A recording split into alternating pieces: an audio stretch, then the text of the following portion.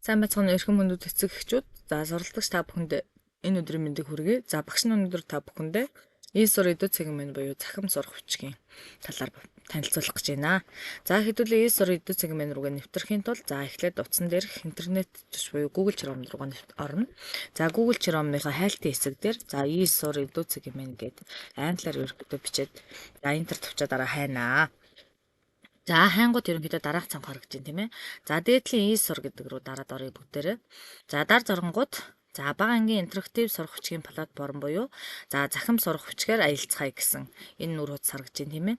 За энэ маань ерөнхийдөө таны хүүхдийн одоо хэрэгжилж байгаа сурах хүчиг нь ерөнхийдөө ингээд захим хэлбэрээр байршсан байгаа гэсэн үг шүү.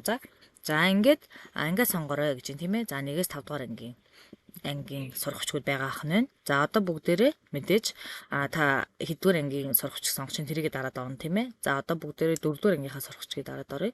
За 4-р ангийн сурах хүчгээр дараад оронгоо за ерөнхийдөө 8 4-р ангид ордог 8 судлагдах нь ерөнхийдөө сурах хүчиг хичээлийн сурах хүчиг харагдаж байна тийм ээ. За жишээ олгоод хэдүүлээ. За математикийн сурах хүчиг рүү дараад оръё. За математикийн сурах хүчиг дотор ерөнхийдөө за таны хүүхдийн 4-р ангидаа сурч судлах ёстой математикийн хичээлийн агуулгууд байж байгаа гэсэн үг тийм ээ. За хичээлүүдийн сэдвүүд харагдаж байна. За бүгдээрээ одоо жишээ болгоод за нэг хичээлийг сонгоод ороод ганц хоёр дасгалыг гүйцэтгээд үзье. За 10-ын батархааг бүхлээр тоймлох гэсэн энэ сэдвийг ерөнхийдөө сонгоод оръё. За энэ сэдвүүдээр дараад орохоор за ерөнхийдөө энэ хичээл маань одоогийн сурах хүчиг нь ерөнхийдөө 10-ын батархыг бүхлээр тоймлох гэсэн хичээл ерөнхийдөө яг энэ хуудсан 103 дугаар хуудсанд 7 даалгавар байгаа хэн байна. За энэ 7 даалгаврыг таны хүүхэд ерөнхийдөө гүйцэтгээд за хэдэн хувьтай гүйцэтгэж байна вэ? Энэ хичээлийнхаа 10-ын батархыг бүхлээр тоймлох сэдвийг таны хүүхэд ойлгож үгүй юу гэдгийг нь та эндээс ерөнхийдөө захимаар гүйцэтгэлийг нь хараа явах боломжтой гэсэн үг. За 7 даалгаврын энд харагчлаа. За энэ тарагж байгаа диаграм байна тийм ээ. За энэ бол таны хүүхдийн нөгөө гүйцэтгэлийнх нь анализыг эндээс харах боломжтой гэсэн. За нөгөө хүүхд маань 557 дугаар даалгаврыг хийхдээ хэд удаа оролцъё те. За магадгүй 3 удаа оролцсон юм уу те. 3 удаа оролцсноос хэдийн зөв хийж хэдийн буруу хийсэн гэх мэтлэн анализа эндээс та харах боломжтой гэсэн үг.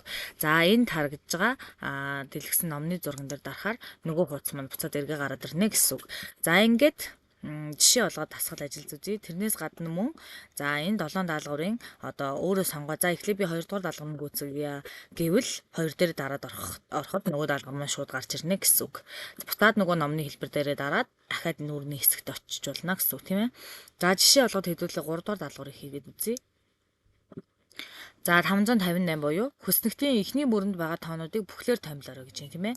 За 17 бүхэл 149 гэдгийг бүхлээр томилвол хэдэн бүхэл болох вэ гэсэн үг. За 149 маань мэдээж 17 бүхэл те. За тэг бүхэл 177 гэдгийг бүхлээр томилох юм бол за энэ маань 1 бүхэл болно. За 10 бүхэл 161 гэдгийг бүхлээр томилвол 11 бүхэл болно. За 1 бүхэл 18-ыг бүхлээр томилох юм бол ерөнхийдөө 2 бүхэл болно.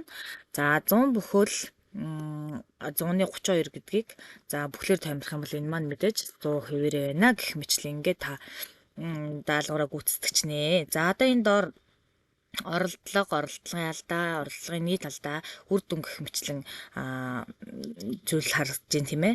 За одоо тэгэхээр хэдүүлээ энд харагдж байгаа зөв тэмдэгтээр дараад саяхаа даалгаврыг хэрхэн гүйцэтгснээ шалгачна гэсэн үг.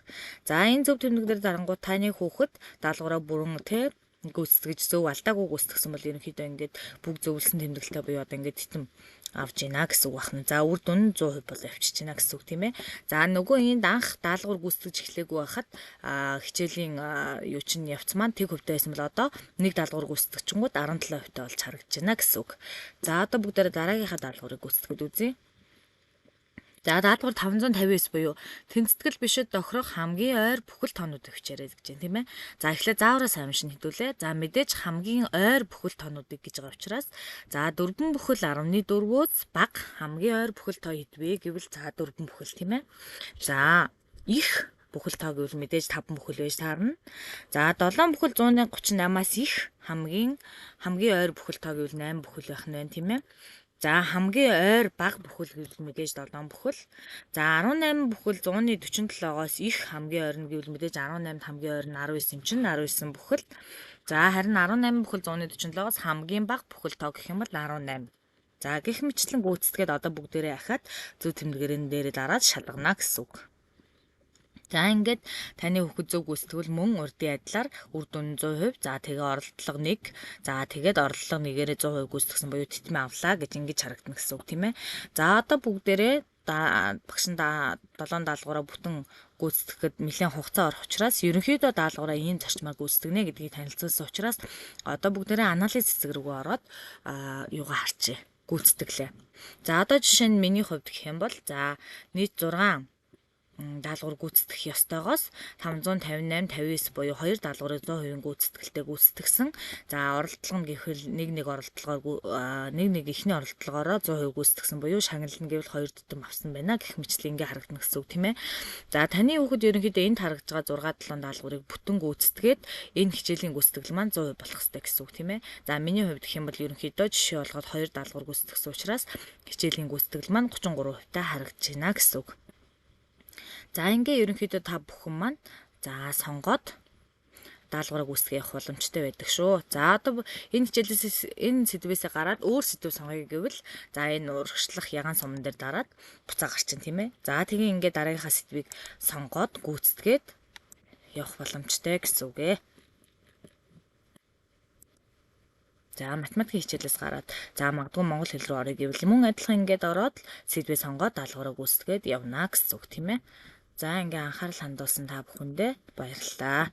За мөн захмаар ерөнхийдөө тасгал даалгавраа гүйцэтгээд өөрийгөө сориороо хүүхдүүдээ